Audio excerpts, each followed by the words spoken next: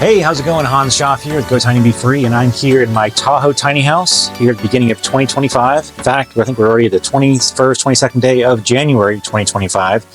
Just want to wish you a happy new year. So it's real cold outside. We just had a freeze that we're kind of getting over. It's now a beautiful sunny day. It's warming up. The temperatures are above freezing. And I just want to kind of show you just kind of a few shots here of the Tahoe tiny house and kind of what it's like to live in a tiny house. Obviously, this is an Airbnb. You can actually rent it on Airbnb. You can go to GoTinyBeFree.com/try, and you can actually get more information on this particular home. But I want to just kind of show you kind of what it's like to have a tiny house. You see all the pictures and all the videos online, and you know, it's now 2025. I want to kind of show you, if you had your own tiny house, you could be doing this right now. So we got this awesome couch right here in the living room. I'm looking out. I've got these double doors right here looking out. I can see the sun shining right now, and it's so close. You know, you got a window right here, window right here. I mean, everything's within 8 feet. It's so wonderful. When I lived in this tiny house, when I built this house back in 2016, and when we lived in it back at that time, my wife and I and our 2 kids, you know, you never lose your cell phone. You never lose your keys because you can see it pretty much everywhere. And if you do lose something, I mean, it can only be in so many different places, right? So another great perk of going tiny. But it's so cool. You know, you got your living room right here. It's just so close. I got the TV right there, my fireplace going on, and I'll show you another angle. But you know, you got a little countertop right here. You can be on your laptop. You know, you can close that down, grab a glass of wine if you wanted to. You know, have a nice glass of wine here while you're sitting on the kind of breakfast table. Cheers. Happy New Year. And just a really cool space. You got this nice window right here to look outside your house. You know, a lot of times you're in your dining room and you're kind of far away from the outside. In a tiny house, you're always close to the outside. In fact, this house, probably a little overkill. Again, I kind of designed it myself, but it's got about 21 windows. So I wanted to make sure, for sure, that I always had a view to the outside, because I love that exterior light. Of course, I have the curtains closed and all to kind of not mess up the shadows too much and all for the video. But let me show you around here a little bit. Just kind of show you some things. Again, I got the couch right here. Let me show you it from this angle. You know, I got the electric fireplace going. Got the couch right here. I could grab myself a nice cup of coffee or blue vine or tea or whatever have you. Sit here and watch the TV. It's a 50-inch TV right there. Again, electric fireplace down there. It can be just for ambiance, or you can actually, you know, turn it on and actually get some heat out of it as well. Looks a little nicer than kind of a floor heater or whatever. But also got a mini split, which, you know, they work great, especially in the summertime on cool, very efficient. It'll put out a whole lot of heat. So having an electric fireplace like this is another great way to kind of add some ambiance, like I said, and then also be able to get that actual direct heat, 1500 watts coming at you to kind of heat the place up a little bit faster. If you know, have it on low when you come back, you know, it's always nice to kind of have a nice fireplace going. So that's a real cool thing. But you got your couch right here. And let me show you the loft. I'll put my cup of coffee down. You know, after watching a movie or whatever there on the TV, you could, in fact, while you're watching a movie on the TV, you could just go ahead, climb up the loft there, up the stairs, and there you go. You got your bedroom right there. That's the queen loft. Now, a lot of people don't like lofts. You know, you could instead, you know, change the layout around here, and you could actually make this into a day bed, or make this into a bed for your living room, and use that as storage up there, not have a loft. You know, every tiny house is different.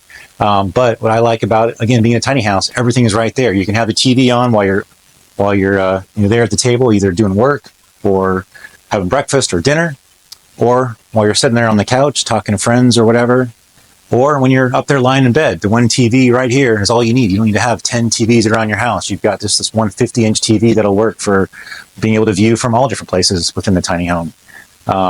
So let me show you a closer view of the loft. And I've already done a proper tour of this one before, but just kind of show you what it's like to kind of actually be living in here. It's such a neat place. I've actually got a skylight in my tiny house here in the loft, so you can actually open that up and you can actually stick your head out there. It would actually trigger an alarm for my Airbnb, so I won't do that in this video. We'll make it a lot more exciting, I'm sure. Have an alarm going off in the background, a red light flashing, but we won't do that. There's the mini split. I put a cool little rail system. Actually, my dad built that for me while he was staying here with my mom as they came across the country to visit us one time. And they stayed in my Airbnb here, and he actually built me a rail, which I thought was a pretty neat little thing, all out of black pipe. It took him a lot of work, but he's real crafty like that. You know, you got a queen size bed up there. Great space. I think it's, you know, 7.5 feet wide by probably 10 feet long or so. And again, you got these little nice stairs too as well. But then again, from the bedroom, from the loft, You can watch the TV or the fireplace, all right there. So pretty neat. And you got your kitchen, and you get a little bit hungry in the middle of the night. You want to come down here, get a midnight snack. You just hop down the stairs, and voila, there you are in the kitchen. Got your sink, got your stove. This is a gas stove and range, and got a little hood vent there as well. 11-foot long countertop. You got your closet right here as well, for extra pillows. Hang up your stuff. Got a full-length mirror right inside that closet as well. Got an apartment size. Actually, I think it's a full-size refrigerator. It's pretty wide. Got a small little microwave there on top, and just some pots and pans and coffee maker, of course, and all. Pretty much everything that you need to be living the dream here in a tiny house. And this is kind of what I wanted to share with people was try it. Come take a look. Come spend a night in an Airbnb tiny house, whether mine or somebody else's, and kind of see what it's like. Again, it's 2025. And that was kind of the main point of this video. I want to kind of showcase this to you to kind of remind you how cool it is to have your own little space, your own little tiny house. You could be living this way. You could sell your home, use the equity from it and buy a tiny house, own it outright. No longer have to worry about mortgage payments, or really insurance if you don't want to.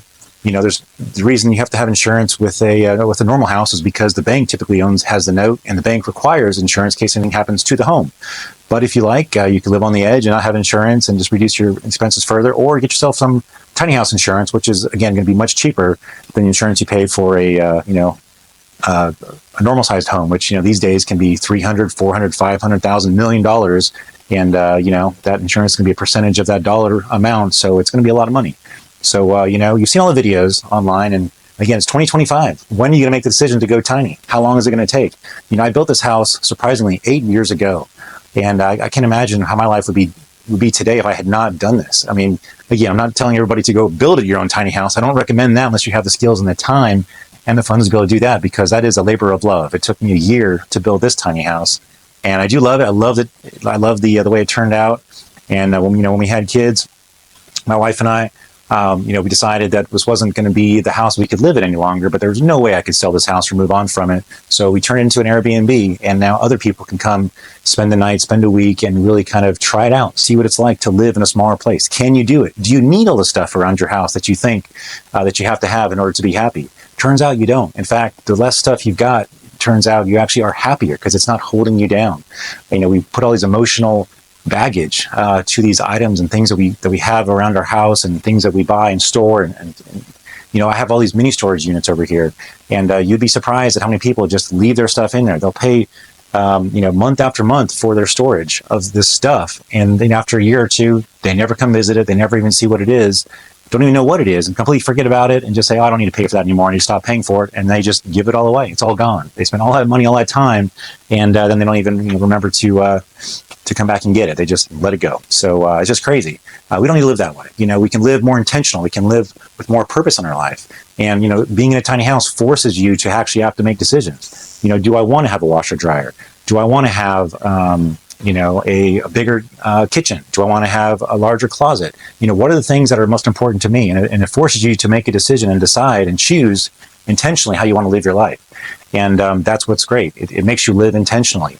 Far too many people, I think, these days are going through their lives, like zombies. You probably heard the NPC, non-player character, reference, because a lot of people these days seem like they're just kind of zombies, just kind of stuck to their phone and just, walking around life with kind of no intention, just, going to their job 9 to 5, and then just coming home, paying the bills, going back to work just to keep, basically making up the house payment. That's one way to live. Or you can go tiny and be free and, choose to live more intentionally. And you don't have to, it's not like you can only live that way in a tiny house, but it sure makes it kind of forces you to have to live that way when you're in a tiny house, because you can't just go to the store and just go start buying stuff, because you come home and think, oh, shoot, I don't have anywhere to put this. So if I buy this, it means I have to throw something else out. And that's fine. You just have to realize that you have to be very selective and very intentional on all the things that you're doing, which we know what a great way to live, to actually live with purpose, to live intentionally, to have focus in your life. So it's 2025. How much longer are you going to be putting off your dream of going tiny and being free? Again, it's not for everybody, but for those of you who want that tiny adventure to basically try something completely new, but something so freeing, you've got a house that's on wheels. You can actually take it with you. You can move around with it. You can stay at a spot for a year or two and then go somewhere else for a year or two. You can try, somewhere cooler, somewhere warmer.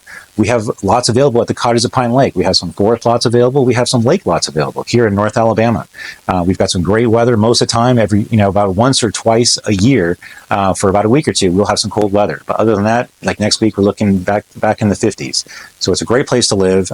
This place is thriving and growing like crazy. We're not in the heart of Huntsville. We're actually on the outside of Huntsville, which is kind of nice. We're about 15 minutes away either direction from a large city, from hospitals, from restaurants, there's a lot of great places to hike, and there's caves, and there's fishing, huge fishing lakes around as well. Lots to do here in Huntsville. So we do have some lots available if that's something for you. But you got to have a tiny house first before you can live on the property, obviously. So, and finding a place to live in a tiny house can be a challenge. There's not a lot of places these days that offer a place to live in a tiny house that have the amenities that you're kind of looking for. Our property is under development. We are adding amenities here and working on them every single week, enhancing the property. Used to be an old petting zoo, and so now we are doing a lot of work on the property to turn into a premier tiny house community. It'll take time, but over the last year, you wouldn't believe how much progress we've made, and going forward, we're going to continue with that pace of progress and continue to implement and add additional amenities and keep developing the property, make it even look nicer and nicer, and to be that place to go for tiny houses on wheels. So you can get more details on the property at GoTinyCottages.com. But, now's the time. If you've been thinking about it, what's holding you back? Is it fear? Is it uncertainty? Well, the truth is, there's always going to be fear and uncertainty in the world. And sometimes you just got to kind of pull the plunge. But if you're really that unsure about it, then the first step I recommend is go ahead and try out. Try a tiny house, see what it's like, spend a day or a week even, or as long as you can to kind of see what's it like. And then not only that, but you get a feel for it, but you'll also have a better idea of kind of what you want in your tiny house. Because again, you have to be selective. You have to kind of choose the different features and options that you want in your tiny house because, it is a pretty small space. Most people I've found for our property, the Cottages of Pine Lake, a lot of people, the most popular size seems to be 8 by 24. We have a few that are a little larger, a few a little bit smaller, but it seems to be a good size of home if you're kind of trying to figure out kind of where to start. 8 by 24 seems to be a pretty good size to start. It's big enough where you could have a loft in there for storage or for sleeping or for maybe guest accommodations. We will have some Airbnb on the property, so your guests can actually stay there. You don't have to stay with you in your own tiny house, so you don't have to allocate or keep that space, for that one guest that may come once or twice a year. You can have them stay in the front of the property, get their own tiny house experience, and you can kind of use that space as you need it, as a crafting area, storage, a closet, a workspace, a yoga studio, a workout, place to do your push-ups or whatever. I mean, there's, lots of different uses for it. So figure out, what your lifestyle is and how you, things that are important to you to have in your life that you can incorporate and turn that tiny house into your own. That's really the beauty of a tiny house. Every single tiny house is different. They may be the same model, maybe the same color, all that kind of thing. But to live in a tiny house, you really have to customize it. You have to kind of put your own design and flair into it. You make your own modifications to it, whether it's, adding a fireplace, putting a washer and dryer, having a TV, or putting art on the wall, decorations, rearranging some things. Maybe instead of this table right here, you find that, putting a bench right here would be better. Or, a love seat, or, who knows, right? Everyone kind of uses these places in these homes a little bit differently depending on their lifestyle. So anyway, I'm just kind of encouraging you, it's 2025. We're already 22 days into 2025. Where are you at with your tiny journey? Have you made the commitment yet? Have you decided you're going to do it? Or just go ahead and decide that you're not going to do it? Try and get rid of that uncertainty about whether you're going to do it or whether you're not going to do it. And the best way to do that, again, is go try it out. See if you can do it. And if you can, it's a very rewarding adventure. But I'll be honest with you as well, it is a roller coaster. You have certain expectations, and I want you to, kind of temper those expectations because you don't really know what you don't know until you experience it. There's going to be challenges. It's a different way of life. If you've been used to living in a 2,000 square foot home all your life, and then all of a sudden you go tiny, it can be different. There's different things you've got to figure out. But you know what else is true? Everything in life worth having is a challenge. And if it wasn't a challenge, if it was easy, then it would be for everybody, right? And then what would be the joy in that? So it is an adventure, and I encourage you to, if it's something you're on the fence about, and come join us. Go tiny and be free. Experience what it's like to have your own house on wheels, paid for, or even if you do need to finance it, you're talking about much less interest and the payments that you'll be making over time versus a 30-year mortgage on a much larger dollar amount, right? So, come join us, come try it. It's such a rewarding experience, such a a great way to live, again, to actually live intentionally and to really make the most out of your life instead of just kind of going through the paces, day after day, month after month, just making your mortgage payment. It's one way to live, but there's another way to go. Go tiny, be free.